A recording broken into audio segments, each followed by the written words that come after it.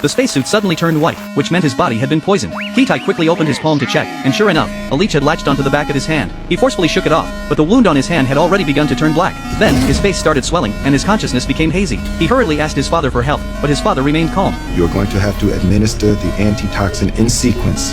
Inject yourself with the clear liquid first. Do it now. Kitai took off the backpack from his back and searched for the first dose of treatment.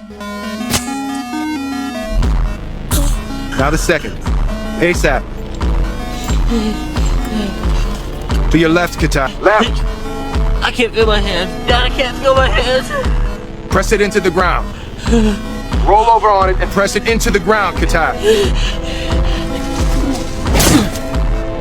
The antidote injection was successful. Kitai was finally out of danger, but seeing his child sleep peacefully, his father was still very nervous. This was because, on Earth 1,000 years later, the temperature difference between day and night was extreme, and plants had evolved protective mechanisms. If his son didn't find a geothermal zone before dark, survival would be impossible. As the spacesuit regained its color, Kitai finally woke up. His father breathed a sigh of relief and quickly guided him to the geothermal zone. However, when Kitai checked the supplies, he realized that 2 bottles of breathing liquid had been damaged. This could prevent him from reaching the destination, but Kitai chose to hide it from his father. Little did he know, his father had already discovered it. The next day, Kitai found the bodies of a group of monkeys on the road, which meant there must be a monster nearby. For safety, Kitai decided to change the route, but this decision led into a cliff. His father had no choice but to expose Kitai's lie. Now showing me the case.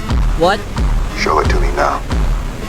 Kitai opened the backpack, and according to the computer display, the 2 bottles of breathing liquid would only last 2 days. However, bypassing the cliff to reach the destination would take 3 days, unless he could jump from the cliff to the waterfall below, which would give him just enough time. This method was too risky, and his father ordered him to halt the mission, but Kitai was reluctant to obey. He had witnessed his sister's death with his own eyes, which had weighed heavily on him for years. Now, with his father badly injured and waiting for him to save him, he couldn't give up. He had to prove himself to his father. And you think I'm a coward?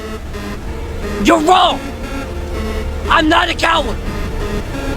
You're the coward! I'm not a coward! Kitai! Kitai turned and jumped off the cliff, confident he could land perfectly. Kitai, you've got incoming. Do you copy? You've got incoming. But then an eagle appeared above his head. Kitai realized he was being targeted as prey. He could only dive to evade the eagle's pursuit.